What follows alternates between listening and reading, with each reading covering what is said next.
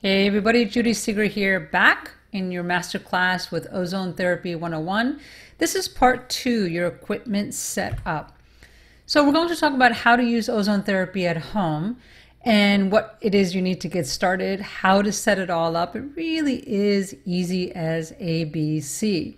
Who can use it, who should not use it, 7 ways to use your ozone therapy, and then how long should sessions last for each method of therapy. So let's get into it, what you actually need.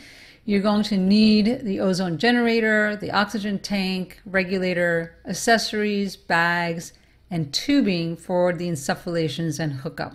I'll get into more details here. So first off, the ozone generator. So I have that in this whole kit with the ozone therapy kit that you could do at home. And this is the one I have. It's called the Aqua TriStar. It's called a water purification system. That way you could see that we're not making any medical claims whatsoever. We're just saying it's for water purification. And of course, there's other ways you could use it at home. So this is a very small briefcase type system and very, very easy to use. I want to walk you through that. Now you do need to purchase your oxygen tank. All right, not hard to do at all. You could now get these on Amazon. You could get them at a local dive shop, scuba diving shop. Welding supply places will rent them out, right? So there's different places you could get them. There's lots of options. It's not hard to do. You just get it and then you have them fill it. Just make sure you tell them it's not for medical purposes. You don't ever want to tell them that. You just say, yeah, I'm just ozonating my food, or I'm ozonating some water, and that's it. You don't have to get complicated about it. Just tell them that. And so in the kit, we do have the regulator that is included. You just have to tell us what oxygen tank you have purchased and we'll send you the right regulator. And then it's just a matter of putting it on. As you can see here, it's just tightened up with the wrench. You put it on, and then the tubing for the oxygen tank is included. And then that's it. You just put it on, tighten it up, ready to go. And that'll tell you, this here gauge will tell you the flow of how much is coming out. Very simple. Now, then you could use it for anything like, for example, ear insufflation. So, for example, the ear insufflation looks like a stethoscope, and yet it has tubing that could handle the ozone, because typically ozone will disintegrate regular type of tubing, so it has to be a special silicone tubing. So you put on the stethoscope and then you just let it run, and that's it.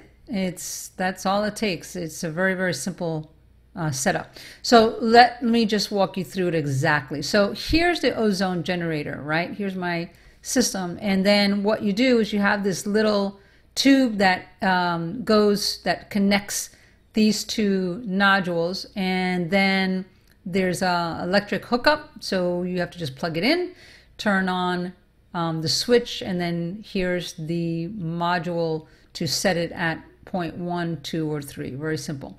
Now, this is the oxygen tank with the regulator.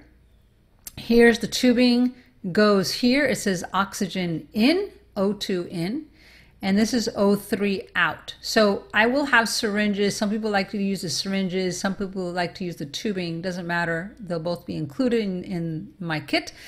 And so what we do is just have you fill it up, and then it goes into what they call the ozone insufflation bag. You just need to fill it up to this first line. It's called 200 mil. That's the measurement. Then it's 400 mil and on. But that's it. You fill it up, and then you use it the way you're going to use it, right? Now, it really is easy as ABC. You get your oxygen tank, you put on the regulator, then you hook up your tubing to the ozone generator, and then you hook it up to whatever method of ozone therapy you want to use. ABC. Simple, right? Okay, so who can use it? Anybody could use it, as long as, I would say, children about 3 years old, those who can sit still and not be annoyed by having the stethoscope in their ears, right? That's the only way they could really use it. And so about 3 years old, and then all the way up to 70, 80, 90-year-olds, even 90-year-olds using it, not a problem. We just don't want to put it on anyone who is too young. So your babies, 1, 2-year-old, a little bit young. I would just recommend 3 years old and up. Okay, so 7 ways to use ozone therapy. Number 1 is ozonated water. That is the most common, most easy way to use it. You simply take your ozone tube. You can see here the ozone tubing, and there's a stone attached so that it goes to inside the water, and then that's it. You just put it on the ozone generator. You put it on and you let it run for 5 minutes. You pour it into the glass, you wait 1 minute, and then you drink it. That's it. Very, very simple to use. And you could do this a few times a day. Then there's number 2, the bagging. Bagging is simply where you take the bag. Again, this comes with our kit, where you put the bag over your arm, for example, close it up, put the tube inside the ozone tube, and let it run for about 30 to 45 minutes. Okay, about that long. Now, if it's for the legs or for the feet, let's say there's fungi on the toes, or there's rashes, psoriasis, eczema, something like that. Whatever it is, you could just put the bag over the leg or both the legs, run the tubing, and then that's it. The ozone tubing runs 30 to 45 minutes, and then that's it. Number 3, like I said, is the ear insufflation. Very, very easy to use, where you're just having the stethoscope go into the ears, and then having the ozone run for a good 5 minutes. And great for sinuses, migraines, brain fog, all kinds of things we're finding that it's been helpful for. And then you just let it run, and that's it. Now, the number 4 way of using ozone therapy is rectal insufflation. Very, very common to use this and very easy to do. So first things first, do an enema first. You could have a bowel movement and then do it, but it's really better if you do an enema. Just use plain warm water, run an enema, and then have your bowel movement, and then you're done. And then you could do the ozone therapy, right? So again, you're going to fill your bag, maybe 200 mil, maybe even 400 mil. Put the catheter on here, put the tip inside rectally, and then the ozone will just travel all the way through your large intestine and then into the rest of your body. Again, it's like 5 minutes max. That's it. That's all it takes. The enema will take a little bit of time, but the actual ozone therapy does not. It only takes a few minutes. Okay, you might have a little gas after. All you have to do is walk it off, and you're good to go. All right. So for number 5 is the vaginal insufflation for the ladies. So this, I just want to show you up close what this bag looks like. So here's the ozone bag. Here's 200 mil, 400 mil in the second chamber, and then up to 750 mil in the third chamber, with a little quick chart that is on here. The bag is very easy to use. You see the the tubing here, and then this clamps it off. And then here they call it a lure lock. Lure lock simply means that you're attaching this catheter tubing to this tubing on the bag, and you have to have a little, they call it a lure lock. It's just a little connector that you put on there, right? That's it. And then here there's 2 holes, openings here on this catheter, and you put it in vaginally, just 1 inch or so. And then you let the ozone run from the bag. You just squeeze the bag, goes in. Again, it takes just about 5 minutes, and you're good to go. That's it. It's very, very simple. All right. Number 6 is the sauna. Again, if you're going to do the sauna, the first thing to do is take a hot shower to open up your pores. Tuck in a towel here to make sure the ozone doesn't leak out. This is the way I did it for my Lyme's disease. I went into the sauna, and it was very comfortable, very easy to use. So I use that, and it's simple to do. You just take your hot shower, then you go in there, and then you do another sauna with the steam. You don't have to put it on very high at all, but you just want those pores to stay open, right? And then you have a fan blowing also. That would be helpful. So you go about 30 to 45 minutes here. You could also do the dome. This is a infrared dome sauna.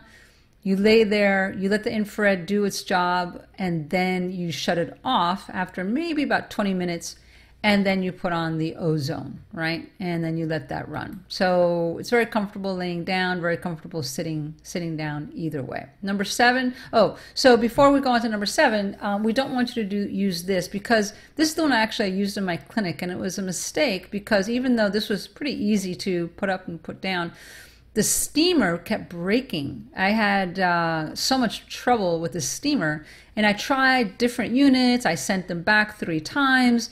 I did everything, and I just could not find one where this steamer worked very, very well. Now, if you want to get this just to use for the Ozone sauna without the steamer, you can, but it's a couple $100s, right? And so, want to get one that has the steamer or the infrared as well, and not waste your money on something like this. Okay, so number 7 is your olive oil. This is ozonated olive oil. It is antibacterial, very good for the skin, any kind of rashes you have. You could also use it as a skin moisturizer. You could also use it as a massage oil. It clears lactic acid from your tissue. So if you have any lactic acid buildup, you could use it and massage it out, and works very, very well. Now, the only thing is that there might be a little bit of burning. If you do have that, just stop using it and maybe use less of it. And that's simply because the ozone, of course, is doing its job. It's going after those pathogens. But it's no sense being uncomfortable. Don't push it. Just use less, or maybe just once or twice a week. Okay? And as you're detoxing and continue using ozone in other ways, you'll find that the burning lessens and you will not have it as much. Okay? Okay, so bonus tip, I always like to include a little bonus for you. You could ozonate your fruit and vegetables. So this is very cool, because so many times we think, oh, if we could just wash the fruit and vegetables, then we're going to get the chemicals off, which is really not true, because you're using tap water. So that's not going to work. And so what about using veggie wash? Well, those are all things you can use, but they're really not as effective as ozonating your fruit and vegetables. So you put it into a sink, fill it up with water, put the ozone in there with the stone at the end, and let it run for a good 5 minutes. And so here you could see, when you have ozonated water on the strawberries, it does so much better than with tap water, right? It doesn't mold as fast and stays fresher. And same thing with the broccoli. You can see tap water, and these are actual results, right? All right, so let's look at the time commitment. First of all, if you're going to ozonate your water and drink it, again, it takes 5 minutes each time. Yes, you do have to make it fresh every time, and you do it 3 times a day. Limb bagging, where you put the bag over your limbs or your legs. Yeah, to say that 3 times real fast. Limb bagging is where you're going to do about 45 minutes at a time, 5 times a week. You do need to do a little bit more, because it takes a little bit more work for that ozone to get in there and do its job through the skin. Ear insufflation 3 times a week, 5 minutes. Rectal insufflation, again, you want to do your water enema first. So that's going to take a little bit of time, maybe about 15 minutes or so. You do that 3 times a week for 5 minutes. Vaginal insufflation 3 times a week for 10 minutes. Your sauna, you're going to go 30 to 45 minutes, 3 times a week. And then the olive oil, you could do once daily, unless, of course, it's a little bit too much for your skin and you want to take a break, maybe once or twice a week. Okay? It gives you a good idea. So weekly routine would look something like this. You would do day 1, where you would have the sauna. Day 2, you have the ear insufflation. Day 3, you have the rectal vaginal insufflation, right? So that gives you a nice variety. Can you do it all just rectally, or for women vaginally? Yes. Can you do just ear? Yes, you can do just one, but it's always nice to switch it up, right? And then you repeat that whole process, but I recommend taking a break. Take a break 1 or 2 days in between, and don't push it so much, okay? Daily, you can drink your ozonated water. You could drink your 3 glasses daily, and that's going to be just fine. No problem there. Okay, so next up, what are the cost factors and ongoing costs of ozone therapy? We're going to cover that in the next module. See you there.